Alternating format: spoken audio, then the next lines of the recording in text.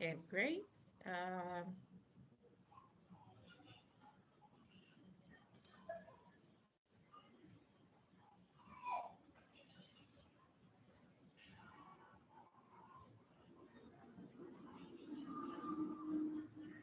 Okay, we are going to start. So members, thank you very much for joining the call. Robert, kindly mute the microphone. I hope you can all see the presentation and also see me. So team, the reason why we are here is to present our coursework for MBA 24. And the theme of our coursework is Public Sector Comparator as a tool in undertaking value for money assessment in public private procurements of projects. So we'll go straight into the presentation. Our presentation for today has different parts. We'll introduce the key topics, the keywords, talk about public sector comparator as a tool for assessing value for money. We'll talk about how the public sector comparator works. We'll talk about the key elements of public sector comparator and the weaknesses and the strategies on how we address the weaknesses. And then we'll have a conclusion and also talk about the references, how we went about this coursework. So the introduction slide, I hope you can also see it. Where are we coming from? As you all know, the world is becoming very competitive and many governments around the world are really seeking new ways of how they finance and build government projects, how they deliver public services and projects in a cost-efficient manner, in an effective manner. And that's why we are going to talk about public sector comparator as a tool that is used really to assess value for money, which is the key driver for public-private partnerships. So public-private partnerships it's a new trend globally. It's the favored approach to exploit the strength of the public sectors to facilitate public projects. So many governments around the globe are using this approach to be able to do public procurements, but also to deliver public services. And what is public-private partnerships? It means where a government comes together with the private sector to be able to finance, to build projects such as infrastructure, public transportation, networks, parks, convention centers, and many other public services or projects. So basically the public sector with the government comes together and collaborates with the private sector to deliver this service in that manner. So it includes financing, it includes the private sector financing the public project, or the public sector financing the public sector financing the project, but it also includes provision of technical expertise by the public sector, which is very well known for having very good technical expertise or technical assistance to public projects through our partnerships to allow this to be completed sooner. And like I said, the main drivers for public-private partnerships include value for money. This is really to get a cost-efficient way of delivering the service, for the service to be effective, but also for risk transfer.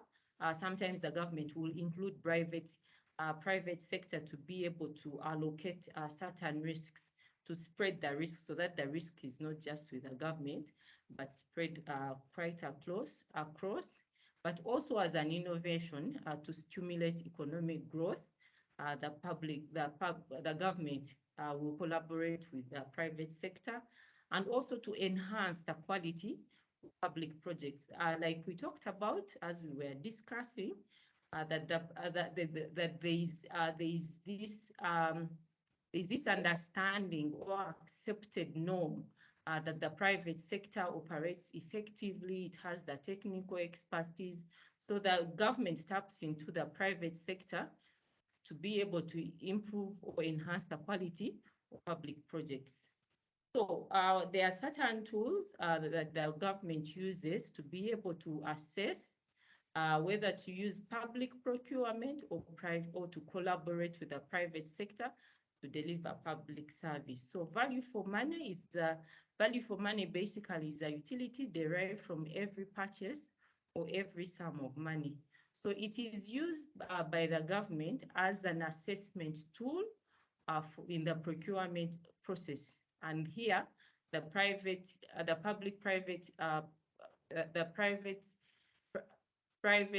public-private proposals are assessed alongside the traditional procurements of the public sector to be able to determine which approach is better. Should they go with the traditional and the conventional way of doing the procurement, which is by the public sector, or go with the private public partnership? So basically, value for money is a comparison tool or a comparison tool or an assessment tool to determine value for money in when delivering when determining whether to do a private and public partnership.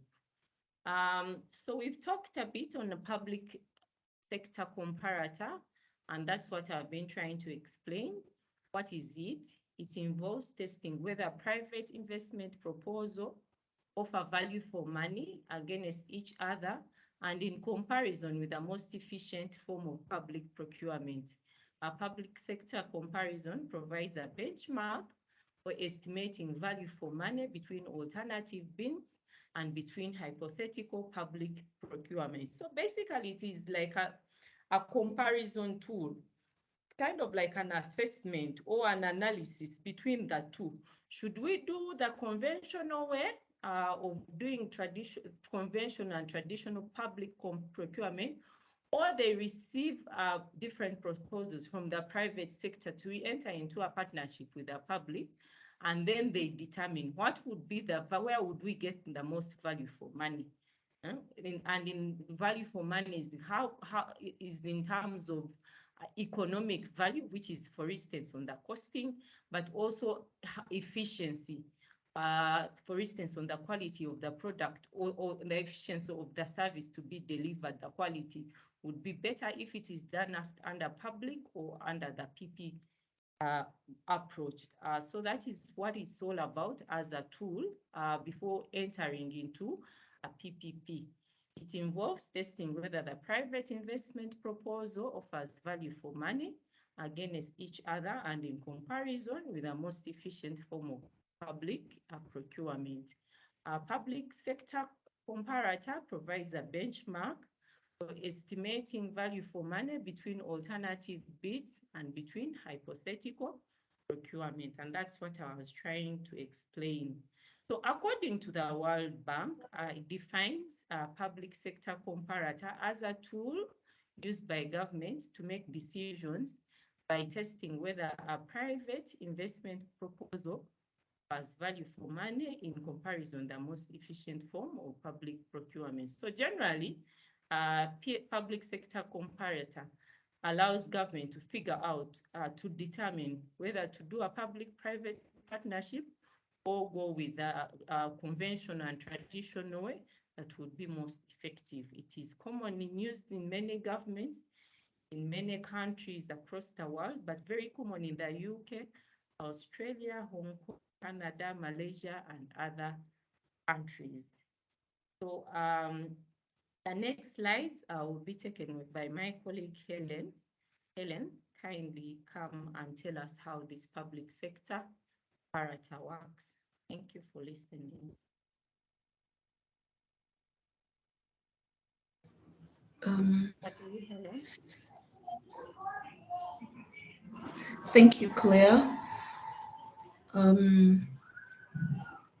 So when the government wants to execute the project, of course, the issue, the main issue here,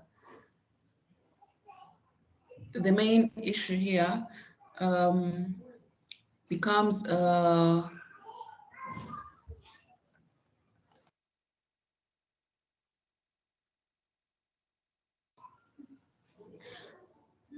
sorry about that. When the government must execute a project, the issue becomes whether to execute the project under PPP um, or within the traditional procurement.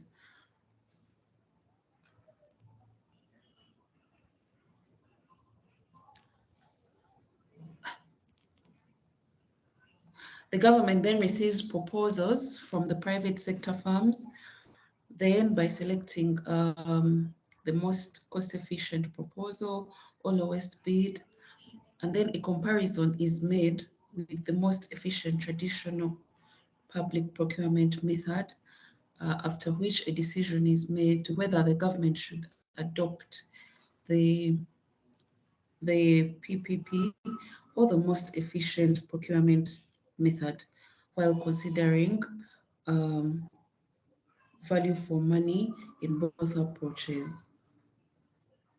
Hello? Edgar, you're welcome. We're already into the presentation, so you'll just listen and follow. Helen is presenting. Helen, please go ahead. Yes, so then next we shall be looking at the elements of the private sector comparator. In layman's language, of course, elements are an essential or characteristic part of something. So the private sector comparator involves a quantitative and qualitative analysis of the key elements that represent value for money in deciding whether the project should be executed under the PPP or the traditional system. Maybe what we can also try to define right now is value for money, which is used in reference to something that is well worth the money on which it is spent, or the money or the investment. It should also be noted that it is based not only on the minimum purchase price or the economy, but also the minimum efficiency and effectiveness of the project in question. So going to the elements, we shall begin with the cost of the project.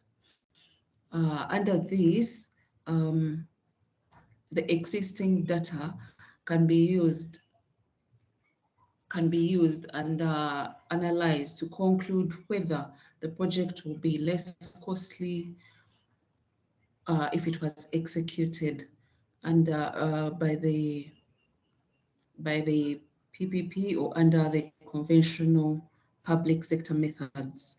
Another element is private or public resources.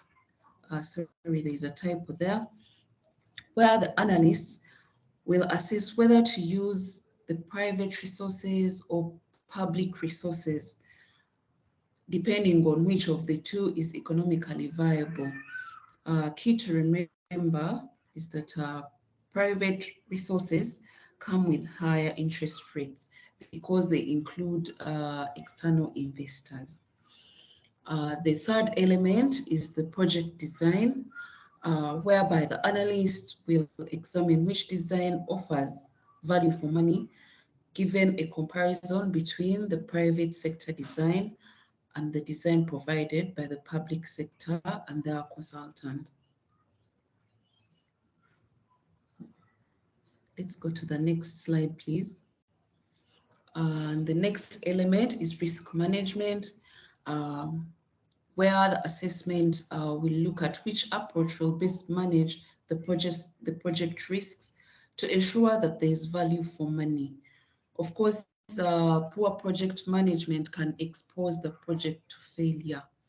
So in this case, the project has to be properly managed and planned in order to, of course, well putting in mind the risks that are involved so that they can be countered to ensure the success of a project. The next element is project implementation, during which the analysts will assess which of the approaches will present the project in terms of value for money during implementation. Is the value of the investment being achieved as the project is being implemented? Is it actually serving the purpose for which it was created or for why it is in place? And this is measured in form of quality, efficiency, and timeliness. Let's go to the next slide, please. Next, we'll go to the underlying assumptions for value for money, as I had already defined assumptions for value for money while using the public sector comparator. Of course, assumptions can be referred to as an idea that is formed without evidence. It is an idea that helps you focus on what you're expecting or on the result that you're expecting or looking out for. Our first assumption is that the private sector has the capability to facilitate, fund, and execute high capital public projects in the context of value for money. The next assumption is that the private sector has the expertise to deliver, and there is good reason to think it will offer value for money. The third assumption is that the technology and other aspects of the sector are stable and not susceptible to fast-paced change. Fourth assumption is that the planning horizons are long-term, with assets intended to be used over long periods into the future, and that there are robust incentives on the private sector to perform. Thank you. I'll leave the floor to our next presenter, who is Edgar. Thank you. Thank you very much, Helen. I'm going to discuss the weaknesses of the public sector comparator PSP. One of the weaknesses is usually there are high levels of inaccuracy. Actually, even in developed countries where PSC is being used, they have limited data on which to base the cost of the PSC estimates. And as we all know, without such data, calculating with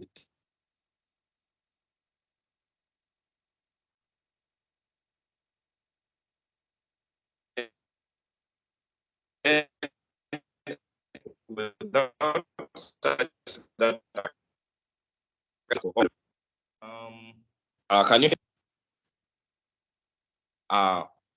Another weakness is the poor public confidence. For instance, in the United Kingdom, there has been growing recognition in the past several years that a PSC method has several problems. For instance, in some cases, it has become an expensive way of endorsing the choice of private participation, as was quoted in the UK Audit Commission report of 2003. Here they conclude that the PSC has lost the confidence of many people, and it is being seen as an opportunity by investors to tap into government resources rather than an approach to help government ensure that there is better value for money for their expenditures. Another weakness of the PSC approach is that there is inaccurate estimation of the risks. For instance, government will bail out of the private contractor rather than let the project collapse. In most cases, the expected project costs are rarely adjusted for such risks. And as we all know, some risks really involve very, very huge potential effects on the project cost. But of course, here there's also great uncertainty. Another weakness of the PSC approach is there's poor analysis of discount rates, which makes PPP projects costlier in the long run. And as a result, this has unfortunately resulted in poor estimates, which makes the PPP projects costly in the long run. I think this is very explanatory. As we all know, the comparator usually makes a comparison between the present values and the future values of the PPP projects using estimated cost discounts. Overall, this makes the project a bit costly. Another weakness is there is manipulation and fraud in these projects. As we all know, much of the PSC depends on subjective judgment and small adjustments for risk or in discount rates, and this can have dramatic effects on the cost estimates. For example, in the UK Committee of Public Accounts, 2003, the parliamentary committee members were not surprised when they found several cases involving manipulation of the underlying calculations and erroneous interpretation of the results in some PPP projects acquired under the public sector comparator. Another risk is their high costs due to profit motivation. As we all know, the financial modeling required for PSCs and PPP references can be erroneously expensive and time-consuming due to the profit element of the private sector in the comparator. Another weakness of the PSC is that it is irrelevant if public and private funding is unavailable. As we all know, of course, there is no any other alternative for PSC besides the public and private sectors. We all know that the purpose of PPP is to ensure that private funding is secured for public projects or public funding is available for PPP projects. However, in the event that government does not have sufficient resources and has also failed to ensure funding for the PPP firms, the public sector comparator analysis becomes very useless. Another weakness is that the public sector comparator is that poor expertise of public sector staff in developing economies. As we all know, using the PSC approach is highly technical and requires individuals, the public sector, to have a high degree of expertise using the public sector comparator framework. Unfortunately, most of the public sector staff in developing countries like Uganda have limited skills, which makes application of the public sector comparator in PPPs very difficult. Thank you.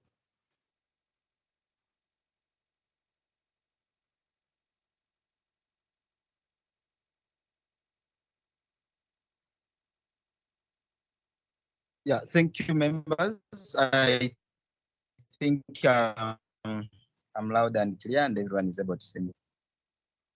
In a fight to mitigate or to address the different challenges and the assumptions which my colleague has just presented above there, in 2004, the UK Treasury initiated a number of reforms in how the PSC method should be used. And some of those reforms have been adopted here in our presentation.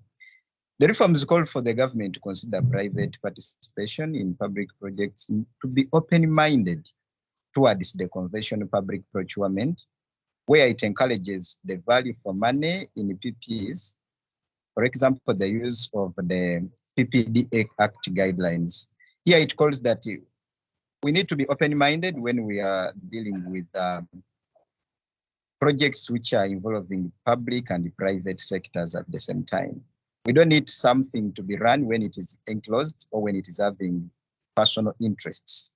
So the reforms calls for being open-minded in whatever or in any step that we are going to take when we want to have this this PSC analysis used very well. It also calls for the decision is made during the PSC analysis should highly be based on data and information, not looking at the mere say, I know who, I know this one or the other, not guessing things. The things of saying, the partner didn't know about this project, but it is me interested in the person, and then the person is given the project. No, it is highly discouraged by the socially initiated reforms. It calls for us to make sure that we have enough data about the project, we have information about the partner that we are going to involve or we are going to enter into partnership with. It also calls for cost analysis that covers present and future costs in all projects that we are going to do, to avoid future cost overruns, where you see that a project started when we said it's going to cost us 1 billion or 10 billion. At the end of the day, in the middle there, then they say, the money is no longer enough. So the reforms call for cost analysis, which covers present and future costs of the PPP projects.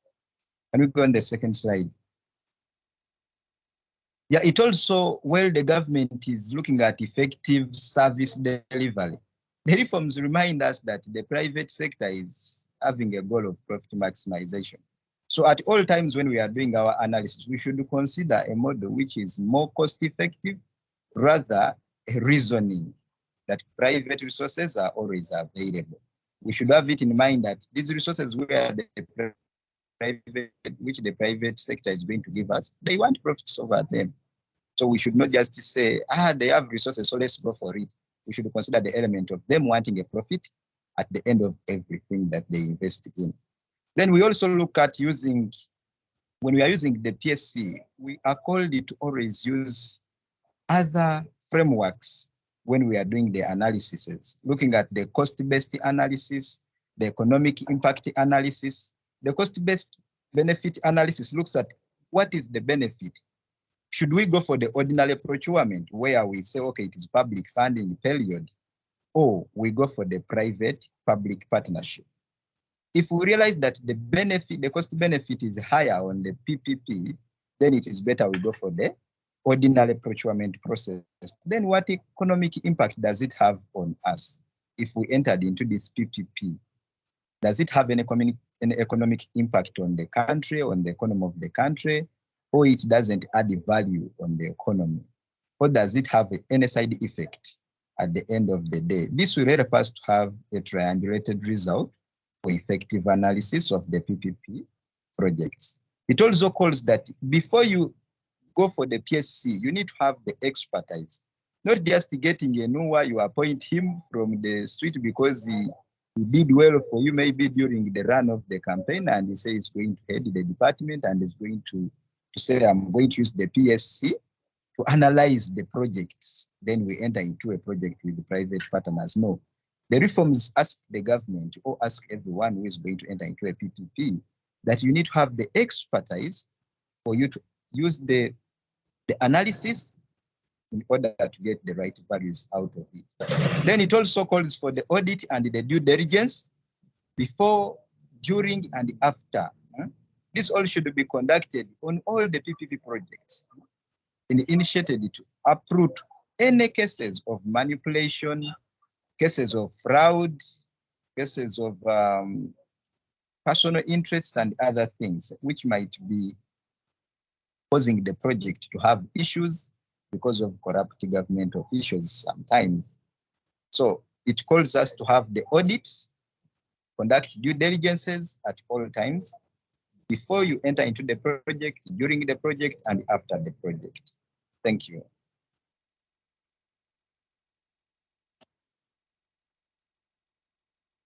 Thank you, Noah, for that presentation. Like the rest of my group members have presented, I'm here to sum up and come up with a conclusion. Conclusion, therefore, we conclude by saying that although experts have recommended wider use of PSC method while implementing public-private partnership projects, since it analyzes the value for money and under this approach, the public sector comparator may not be effective in developing economies like Uganda, citing issues such as limited availability of data, poor technical competence to conduct, and private sector which is poorly resourced. As you are all aware, our public sector is underfunded. That's becoming a very big challenge. That sums up our conclusion, and under references, the information can be got under Ismail Atil, June 2012, a public sector comparator for value for money assessment tools. Then another one, it's called the Legland J. Sugar C, 2006, is public sector comparator rate for developing economies. And then another one can be accessed in with Philippa Allah and Craig A, 2004, reforming the private finance initiative. Then finally, it can be accessed from the World Bank 2006, which talks about the public sector comparator rate for developing countries. Thank you for listening to me.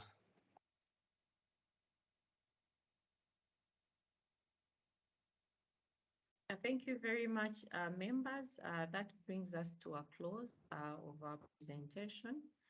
Thank you very much, all of you. Now in. You're welcome. Thank you.